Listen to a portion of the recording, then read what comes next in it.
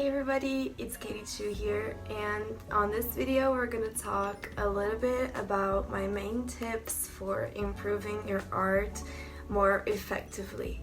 So if you're ready, let's go!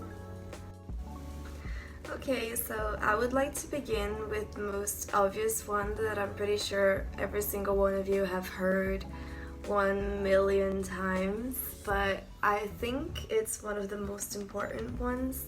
That is to draw every day. And that doesn't mean like drawing a full illustration every day, because no one can do that. I mean, some people can, but those people are not normal. So like, just do a little scribble or some sketches or fan art.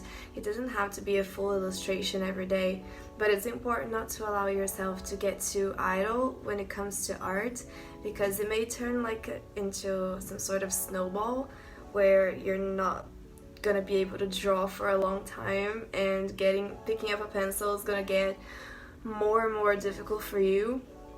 So don't allow yourself to forget how to draw, because you're gonna get so used not to drawing every day that it's gonna be very difficult to come back to it. So don't forget to draw every day. Now, my second tip would be to allow yourself to sketch and do ugly stuff and experiment, because us artists, we have this thing where we think that everything that we do has to be perfect, and that's really not how things work. Not every single drawing you make has to be a full-on illustration. Not every single drawing you make has to be in the same style or has to be perfect and beautiful.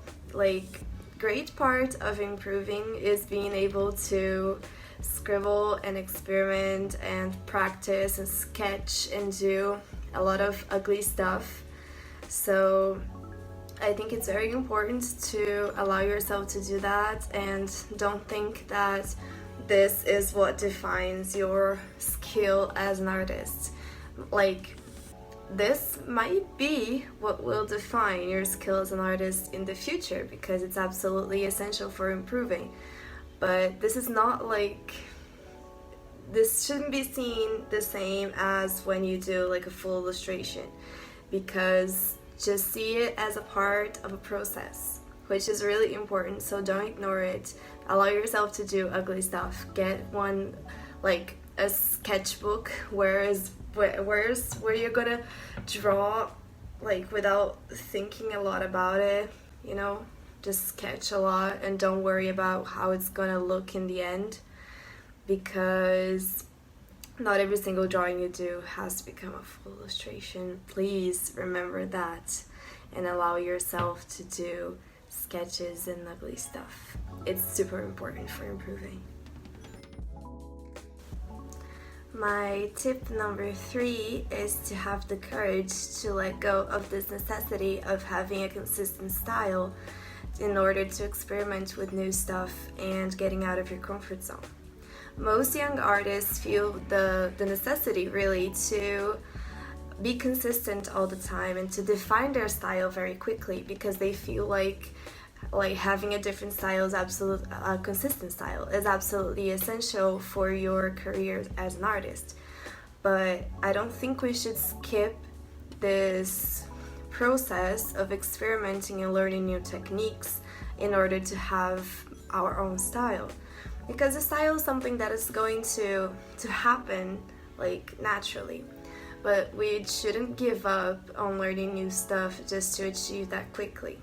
This is something that I have done a lot, and I think I still need to do more, which is really to have the courage to let go of that thing that people keep telling you is super ultra important, which is to have a consistent style, in order to try out something different that might even help out with your style eventually. If you learn a technique that somehow matches what you want for your art, but you have never tried this technique in a normal day, but you have decided to do it just because you wanted to try something new, you might end up improving your art in ways which you never thought possible. So yeah, give up on having a consistent style in order to learn new stuff. If you don't want to, you don't even have to post it on social media. Just do it for yourself. Okay, my fourth tip, which I am 1000% guilty of not following as much as I should, is to revisit your fundamentals from time to time. Like, there's nothing more important than that, because when you reach a certain level of skill, you start thinking that as an artist you have already learned all the basics. But you cannot know enough of the basics. So it's really important to revisit the fundamentals from time to time. Like, I have been drawing apples my entire life. Of course I know how to draw an apple perfectly. Well, sometimes you should just open Google and see exactly how an apple looks, to see if you're somehow acquired some kind of bias regarding how you draw apples and something is wrong with your drawing. You should always check that, because sometimes you get stylistic vices that may be, I don't know, anatomically wrong. And even if you're a cartoon artist, you have to know how bodies work and how people look realistically in order to draw in your own cartoon style in a convincing way.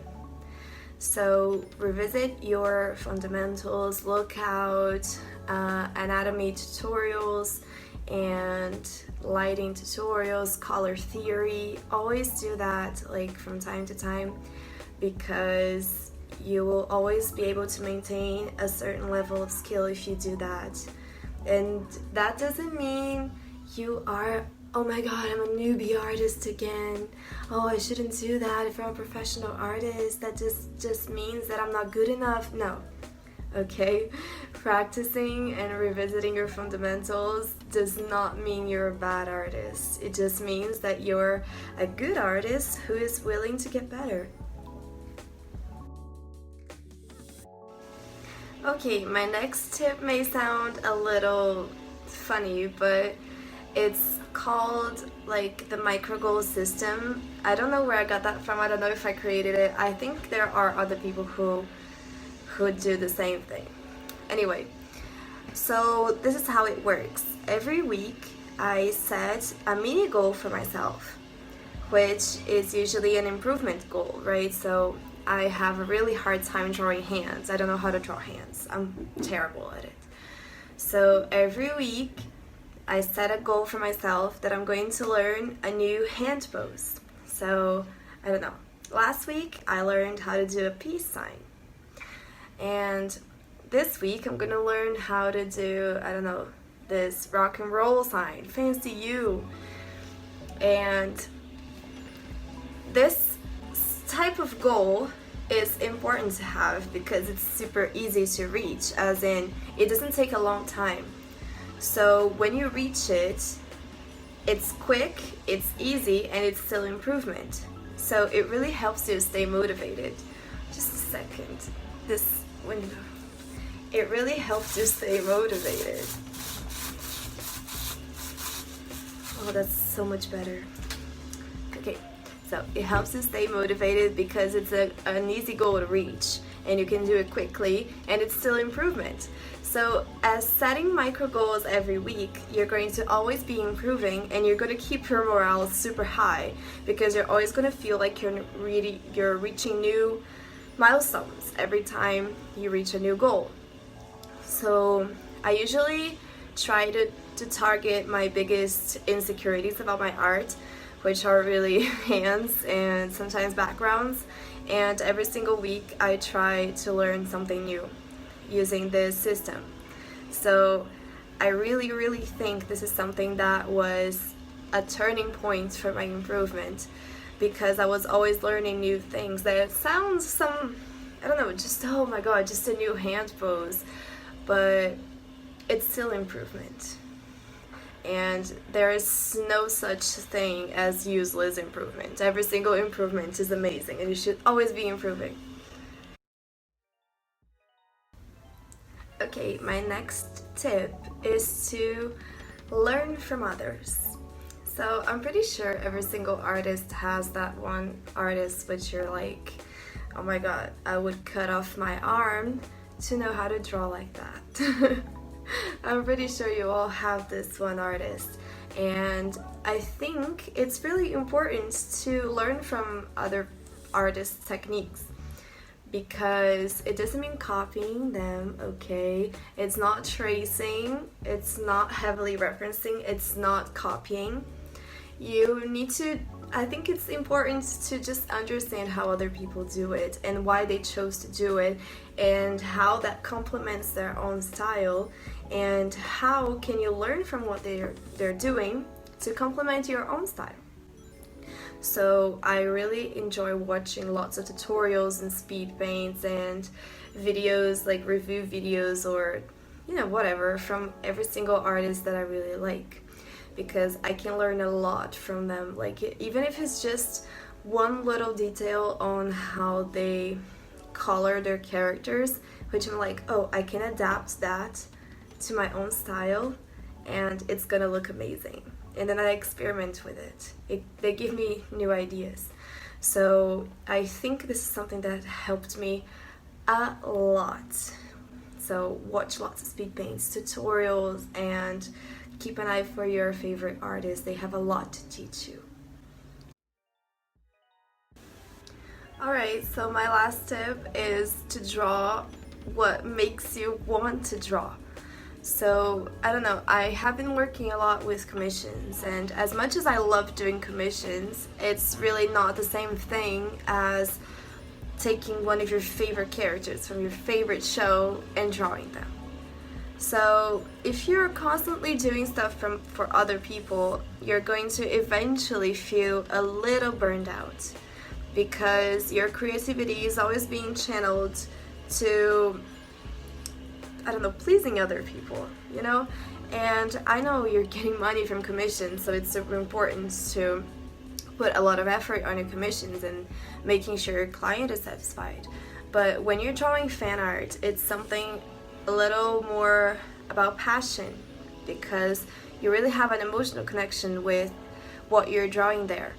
So even if you're doing a lot of commissions, make sure you have time to draw fan art eventually. Like, from time to time, get one of your favorite characters and draw them, because this is what is going to make you motivated to draw all the time, because you're having something that you really, really love and you're putting yourself into it.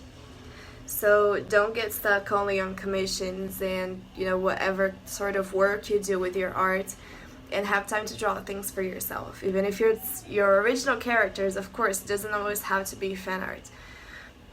But this is what you're going to have more motivation to do, and it's not going to feel as much as work. It's a job.